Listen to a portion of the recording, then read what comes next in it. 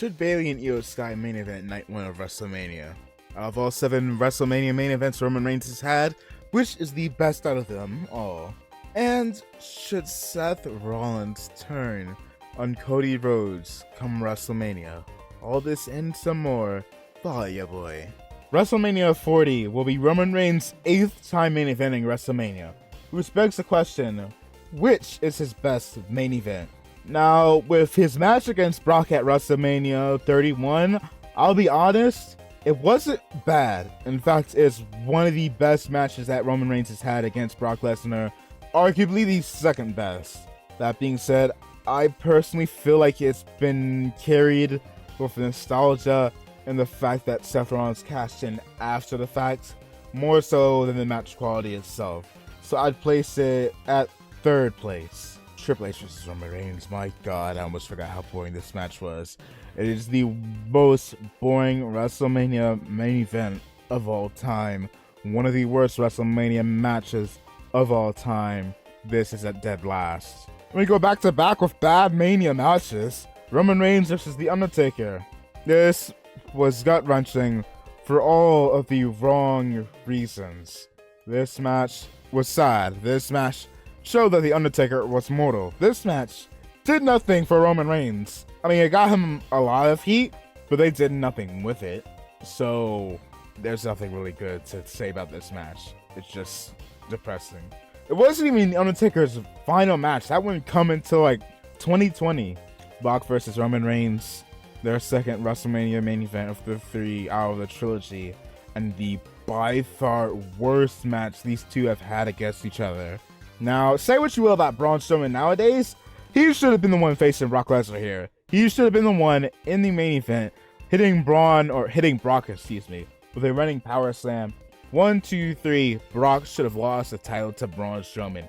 People were not feeling Roman Reigns. Come the Elimination Chamber, Braun Strowman was absolutely eviscerating every single competitor that was stepping into that chamber with him. And then Superman won it. It was a swerve, and it was a horrible swerve at that, because we got this god-awful match. People didn't really care. Leading up to this match, for like the past year, people were flowing to 1 F5, the likes of Samoa Joe, like Braun Strowman. People were dropping with 1 F5, and I think Roman Reigns as well at SummerSlam. You get to this match where Roman Reigns loses after being hit by 6 of them. It does nothing for Lesnar. It did nothing for Roman except for turn people even more against him. At the very least, in the first one, people weren't a fan of Roman at that point. They wanted to see him lose, but they still liked Brock. The Suplex City stuff was still relatively new, and even then you had the ace in the back pocket, that being Seth with a Money in the Bank contract to cash in. This match had nothing. People were sick and tired of Brock in the Suplex City nonsense. People were sick and tired of Roman Reigns a long time ago. I mean, I just said about him getting booed halfway to death at their Mania 31 match. This man was not getting cheered between this match all the way up to WrestleMania 34. And to top things off, the match was not memorable. Even if you want to remove the crowd, remove the negativity around it, you just wanted to look at the match itself, it was still relatively boring, dull. You had a lot of finishers being spammed. And it's not even like how they did with Brock Lesnar versus Bill Goldberg, where it was like, move, big move, big move, big move, big move. Something's happening, something's happening. This match was like such a lull and so miserable to watch. And then you had Brock win it, which meant me have to suffer through 2 more Roman versus Brock matches. This is at the bottom. Actually, you know, I can't even give this the worst placement. It's the second to last. Roman and Undertaker, by the way, is 3rd to last. Then we get to the good Roman Reigns matches. For Triple Threat at WrestleMania, I'd give the first match of Lesnar and Roman, I'll give it 2nd place. I'll give this, it's just, it might be, you know what? I'm changing my mind. Brock Roman 1 is at 3rd place. This match is at 2nd. I can't. This is actually a bit more difficult than I thought it was. No, this match is at 2nd place. No, first. I'll get to what is the 2nd placer in just a moment. But this match, I'm still sad that Edge didn't win this. A decade after he was last world champion, he threw in Daniel Bryan into the mix. 3 guys that were at one point or another retired or as good as done when it came to wrestling. So in one aspect of this is absolutely amazing. And it was the first WrestleMania we got post-COVID. This is the first crowd show we got post-COVID. And it really felt like a breath of fresh air. That being said, it was an enjoyable match. A lot of near falls. Yeah, that spot where it looked like Roman was going to tap to both men. But in the end, we got that iconic double stack pinfall from Roman, which leads into this next match. Now, I don't like Brock Roman 3, but I wouldn't say it's horrible.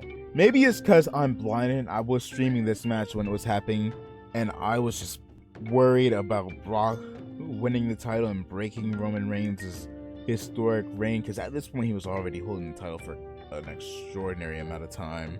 And when he lost to Roman, I did pop off. Lo and behold, what happened to Roman's reign afterwards, and it just kind of became an absolute lull. But if I'm going to be honest, this is a meh match. It is meh. And the finish kind of came out of nowhere, where to this day I question if you remember that part where Roman Reigns had to put his shoulder back in. I wonder if that was kayfabe or if that was legitimate. I don't know. It was all in all weird finish. I'm not a fan of it, but hey, the right person won. And then, speaking of the right person won, let's get to a match where it did not have that. Cody versus Roman, the second best match Roman has had.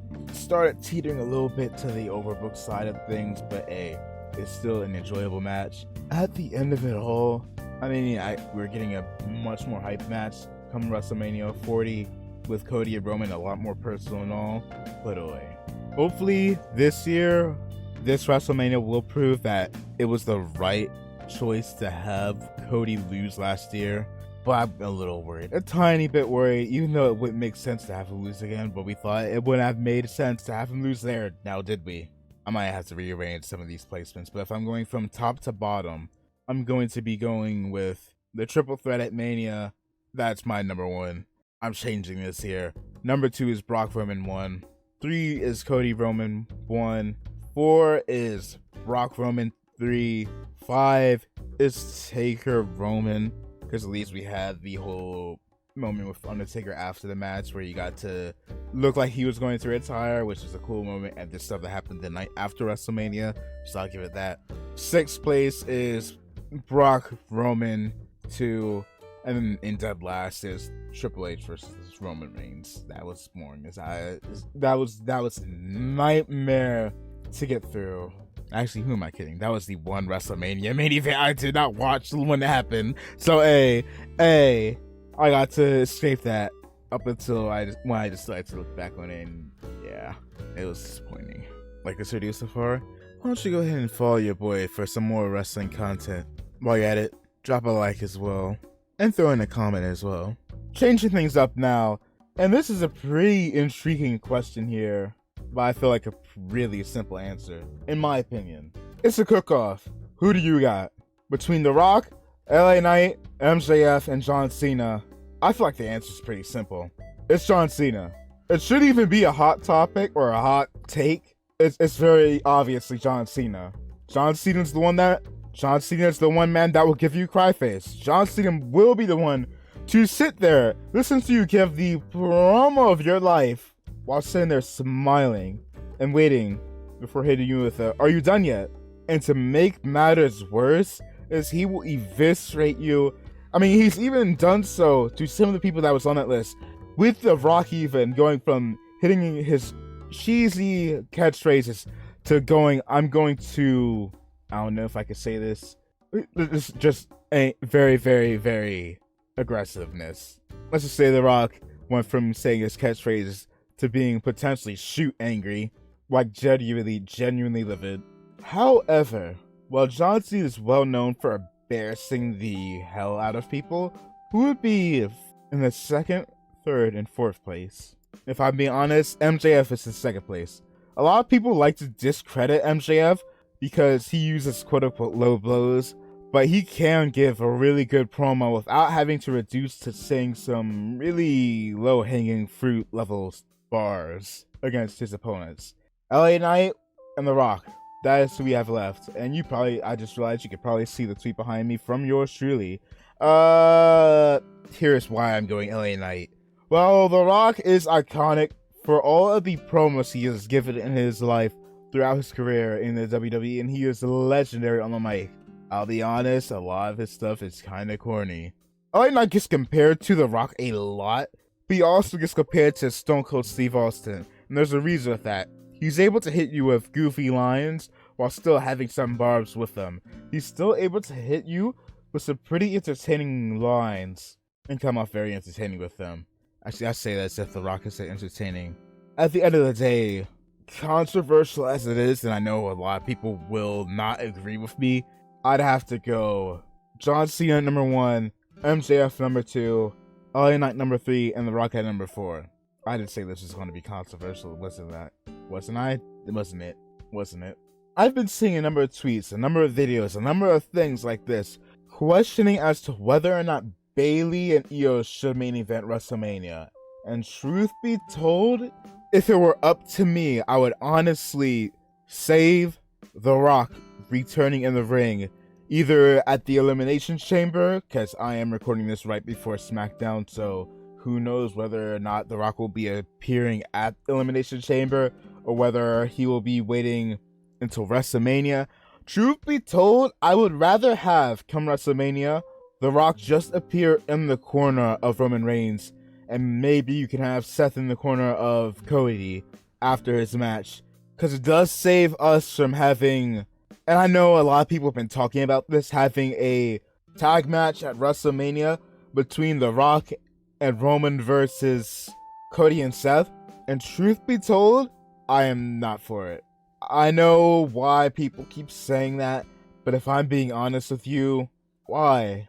Because they did it at WrestleMania 1? You know Roman is not doing double duty. Why would we have Cody do double duty? Why would we have Seth do double duty 2 times in one night at that, when this man is injured?